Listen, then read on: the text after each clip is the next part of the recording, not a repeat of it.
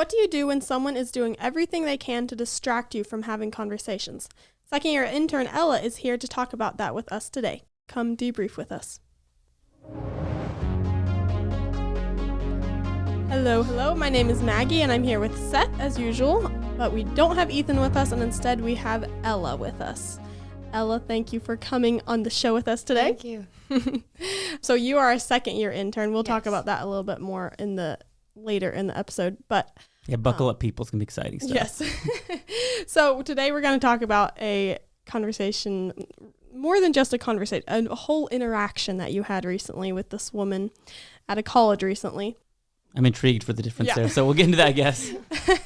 You were not there, Seth, no, I was right? not. But I'm sure you heard about it. I don't remember. Maybe? We'll find out. Maybe you don't even know what the clip is yet. So yeah, let's get into the clip and we'll talk about it. Do you want to do an outreach highlight? Oh, that's what I was There we go. forgetting. Yeah. No worries. Yeah. All right. So outreach highlight. This is a little different this week, but so many of our listeners have heard us talk about Otterbein before, the campus we go to, where the students bring bed sheets. They try to buy buy the sidewalk to stop us from coming. But a while ago, this Otterbein student slid into my DMs on Instagram. Has been chatting with me. So it's been kind of like a little online outreach, which is not usually our thing. We prefer on the street outreach, but I've been talking to him because he's a student there that has seen us. And so his position is this, which I think is very interesting. He keeps saying over and over again, the fetus is, or not in these so many words, but basically the fetus is human. The fetus is not a human, right? I don't know if our listeners have heard that before, but you both probably have, right? The difference being when they say, what do you make of that? The difference when they say that the fetus is human, but not a human. What does that mean to you? They don't see them as a person. Yeah, right. Like it's like a part of a human, like your finger has human DNA and it's not a human being. So another just confusion of parts and wholes. But this conversation is ongoing, so maybe listen, I guess, for future check back in. I'll tell you how it goes. Great. And now to the clip. Yes, now to the clip that I forgot to. Wait, no, not the clip. You remembered the clip. I did remember the clip. I did not remember the outreach highlight. But now we're going to listen to the clip. They don't care about their victims. They don't care about I never us. said they did. And I never said I agree with abortion. Right, so let's not make assumptions about each other. Let's talk about prevention. You can talk about Do you know prevention. this, I'm going sir? to talk about the children that Rapists already get exist that are custody being rights. murdered every day. Victims of violent rape get custody rights to the babies that we no longer have a right to choose what we do with our bodies. I find it interesting that you think it's so wrong that these children go live with the rapists, but you're okay with ripping them apart. Did I say that? Did You're you just make saying another you're saying we don't have rights to our bodies, but what We rights don't. what kind of rights to your bodies? You think we should have the right to do Have this you to seen children? the life of a fetus? Uh, When do you think it gets its heart beat? By the way, I have twin boys. Okay. They get their heartbeat developed at 16 Do days. you have any children? I don't know. But I don't And believe yet that you matters. can stand out here and tell me what I can do with mine. I don't believe that anyone should have the right to kill their children. No. If you're raped, should you be allowed to? That child that was conceived in rape is just as valuable as a child that was conceived in love. So no, I do not believe that that child deserves to be So ripped if you apart. have to give up custody to your rapist, then what? Okay, so I'm curious, Seth, if you remember hearing. I did hear about this, Okay, as it was happening, yeah. Mhm. All right, so I was getting calls from people. Oh, yeah. She was crazy, right? Yeah. So obviously this was not that long ago, and you remember it pretty well, right? Yeah. So how did this whole interaction go? So she had a sign that said rapist gets custody. We were all kind of confused what that meant. So we were talking to her about it, and she was saying that a man who rapes a woman can go to court and win custody over that child. We researched that, and that was not true at all. But she wasn't opening to listening to that. But yeah, she was pretty crazy. It's also interesting. This was at Columbus State Community College. Yeah.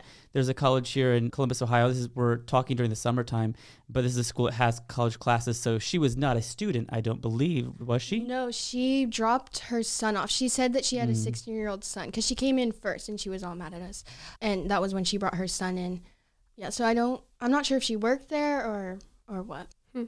Yeah, I remember hearing things about her that day when y'all got back from outreach, and it's like y'all were saying, it is a little bit concerning that Yeah. someone like that has children and is, indoctrinating Yeah. her own children with the stuff that she was saying. But you're, 17, right? Yeah. So I listened to, when I was preparing for this episode earlier today, I was listening through a little bit more of the conversation. I didn't listen to nearly all of it. There's a lot to go through, but I was able to listen to a little bit past this point, and she really was saying some pretty inappropriate things to you, and just being distracting in general. How do you deal with that when you are encountering someone who is saying things to you that they shouldn't even be saying, but then even just trying to distract you from talking to other people? Yeah, it kind of depends on the situation, because with her, I do believe she was telling us how she was raped, and I do believe that did happen to her because she was tearing up and all that.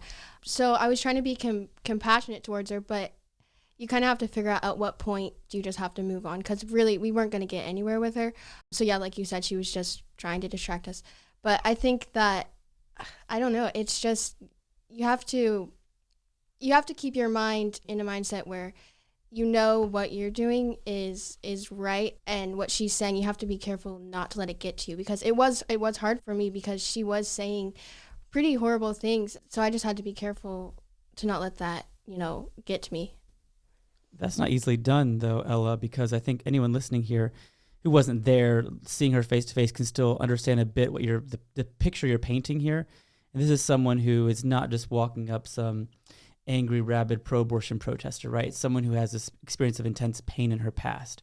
It's hard, Maggie's question, I'm just kind of rephrasing it, but just for emphasis, it's hard to balance compassion for the person while also speaking truth. I think it sounds like you were doing that for the video clip, and Maggie, you'd know more from listening to the whole thing, but any other insights on how you've learned to do that? Because I think a lot of people struggle with being either overly compassionate and leaving truth behind, or being truthful but not compassionate. How do you share truth and love with someone who is, even as she's doing this now, engaging in inappropriate behavior with you? Like, how do you balance that, truth and love? Yeah, I let them know. She said she had an abortion, but I let her know that I think what she did was wrong. But I also explained that I don't think that she's a bad person for that, right? I think that she made a decision that wasn't good, but I don't think that means that she's a horrible person, right? Just sharing the truth with them and how she can find healing from that, I think is really important. Yeah, she's not more bad than any of us. Any one of our sins separates us all from God. So whether it's an abortion or a lie or whatever it may be, there are various consequences to sin. I'm not saying there's not, but every single one's enough to separate us from God. So it's not like she's worse than us in some way, in the sense that we're all equal and lost without Christ, right? So I think that's why you can love her. That's, I think, just a beautiful thing that a lot of people, especially at your age, might not know how to balance that. So that's pretty cool. Yeah, I was very impressed listening to you and how you really showed compassion for her in that horrible thing that she went through, but then also remaining focused on what you were there to do and talk about the babies killed by abortion. So can you think of anything that, if you had to do this again, is there anything that you would do better or differently? Yeah, I think that at first I was coming across as, I didn't know if she was joking or what, because sometimes you really can't tell, but I think I did come across a little too condescending at first. But then after I was talking to her for a while, I kind of realized where she was coming from, which I still think that she could have done something better. But yeah, so I do wish that I wasn't as condescending at first. Yeah. I agree with you. It can be hard to tell. I did see later on in the clip where she was, I didn't listen to all of it, but basically describing what she went through. Yeah. And it does sound terrible. It kind of seemed to me like she wanted someone else to feel her pain like she did. Like she almost wanted you to experience that. So she was describing it really in a way that she shouldn't have been. But yeah, and she did mention that. I think at one point she was saying, if you want to talk about it, you have to know what happened. So yeah. Seth, do you have any tips for how you would respond in this kind of situation and how you stay on track while remaining compassionate? Yeah, this is a good question. I think that it is hard to do. There are some great questions we can gather from people a lot of our staff enjoy Stephanie Gray Connors' book, Love Unleashes Life, and questions she has in there for people. I have not watched the whole interaction, so I'm not saying this should have been even used that way, but one helpful tool when someone is unloading on us like this. Now, you can think in her mind, the reason she's unloading is she assumes a lot about Ella. Ella lacks knowledge and compassion and care, so I'm just going to unload on her and make her feel the pain that I felt, right? So it seems like she's assuming a lot about Ella. So there's one book I love in Stephanie Gray Connors' book, and I'm going to paraphrase it, probably butcher it, but she asks essentially, ask the person, what do you think I think about people like you, or people who've had abortions, or someone like your sister who had an abortion, whatever, but just asking, like, what, you seem to be upset about me being here. What do you think I think about you, and why are you so upset? Because I think that there's a premise there she's not stated. And if she had said, you know what, Ella, I think you hate me, Ella could say, that's just not true, right? I don't hate you. I love you. I know that I too have done wrong, right? And that we both need Christ's forgiveness. So I think that's one thing you can do, to try to kind of expose the reason they're being so hostile towards you. But now if it's just her pain, I think you also, and she might not be willing to say, I am hurting, I need help. Although you can totally see that, right? Something I think our team probably did that day is talking in code. Like, maybe you feel fine today, but maybe someday you're going to come to the end where you finally realize you need help. You need to realize you're not going to get it anywhere except through the Lord, right? So that you can share the gospel of Jesus Christ, that you can't just overlook your abortion. You can't just forget. Clearly, she can't forget the rape. You can't just erase any of that pain. You cannot. This is a great example of abortion does not unrape people, right? It does not take away their pain. This woman's still in pain, who knows how long afterward. Clearly, there's only one way to find genuine healing, and that's not through medication. It's not through even counseling. Those things can be helpful in certain ways, but what she really needs is the work of Jesus Christ to heal her. And I think that's just what we have to get out there. Can I get an amen? Amen, brother. Yeah, that's good advice. I also read that Stephanie Gray Connor's book, and she has some really good advice in there about how to talk to people truthfully, but with love. Yeah. Another point I want to make is just that her personal experience with rape is making her feel very strongly about this, and that's completely understandable. And we should not make light of that this is personal to people, but we have to remember they're not the only victims, and I hope that doesn't sound unfeeling, but we also have to remember the babies. And like I said, I was really impressed with you for continuing to bring that up, focus on what we were there for, what you were there for. I wasn't there. But so one thing I noticed was later in the clip, she tried to use the fact that you don't have children against you. And you said that you don't think that matters, that the argument against abortion stands no matter what, whether or not you have children. Do you think you could expound on that a little bit, why that doesn't matter? Yeah, I mean, I think that it's kind of similar to when they say men can't have opinions. Who you are as a person doesn't change what you're saying and what's true. That's kind of an ad hominem. There we go, right there. Nice job. So yeah, I don't think that who says it determines what it means, or what, it doesn't change the truth. Yeah, exactly. One thing I thought was interesting was she was talking about trafficking, like child trafficking a lot. And she brought up how they sell the children's body parts, right? She said they rip up the children. And I found that really interesting because she was so against that and telling us how horrible we were for not talking about that. But I asked her, like, how is that any different than what is happening on our signs? Like, you can look at our signs and see that exact thing. But she just wasn't open to that. So I just found that really interesting, how she wasn't consistent like that. The inconsistency. I loved, Ella, when you asked her the question. So you are opposed to the rapist having custody, right? The kid who is created through rape living with the rapist. But you think it's okay to rip him apart, right? That's a great argument there. If it's wrong for them to be with the rapist physically where they're endangered, isn't it more wrong for them to be physically torn apart? I think it's a great argument that you presented to her, what we call a fortiori argument to the stronger. If it's wrong to hurt someone this way, adding more harm is even worse, right? So there's a great argument showing, again, her inconsistency. So she has we have common ground with her on some level, but she's not consistently applying the ethic of concern for victims to all people, right? Just to those who are born like her. Yeah. One thing I noticed was that she kept saying, I never said I'm for abortion. But clearly by the things she was saying, she was trying to justify it. She was saying, we don't have rights to our bodies anymore, meaning we don't have rights to abortion. Why do you think that she was trying to claim that? Yeah. I mean, clearly she was for abortion. I was thinking while we were talking, I wonder if she's saying that so that she can make her position sound better. Because like we said, she was very inconsistent, so maybe by saying that, it would make her sound more consistent. She didn't do it very well, though. I just think it's so funny when people shy away from that. Like we're happy to say we're anti-abortion, but there's something, a lot of people still have this check. They don't want to say I'm for abortion. Yeah. This still sounds bad. Why? Because you're killing people. Mm-hmm. Yeah. She even admitted that they're children at one point. I think it was in the clip. She was like, if you don't have children, why do you think you can tell me what I can do with my children? Basically, admitting that they are children, even when you abort them, they are children. Right. Yeah, that was interesting. So now let's talk about your time as a second-year intern. You are here for a second summer in a row. How's it been going? It has been really great. It's a lot different than the first year. I've been doing a lot of office work, which I've actually enjoyed, more outreach. But yeah, it's fun in a different way than the first year, but I did really enjoy it. Yeah. Let's clarify office work. So you're not just sitting like stuffing envelopes No. somewhere, right? Yeah, so I'm in the creative media department. So yeah, so I'm getting clips from outreach footage and posting reels and all that, and getting quotes from the debrief too. Yeah, that's super important because everyone listening, a lot of people here would love to be part of our outreach, but they can't, right? But they can almost be there by the videos you guys create, sitting the conversations. And that's why the debrief exists, right? To bring those conversations to more people. So it's critical what you're doing. So thank you for your work this summer. Which summer did you enjoy more? And what would you say to someone considering either coming back for a second year or just coming for a first summer? Yeah, so I did really enjoy the classroom work last year. Yes. I think that both years are enjoyable in their own ways. I think if you're really interested in what Created Equal does, I would definitely say to come back for the second year, because I became so much more familiar with how things work, because am considering, becoming staff at some point. So I do think that the second year internship was really helpful in helping me see what that would look like.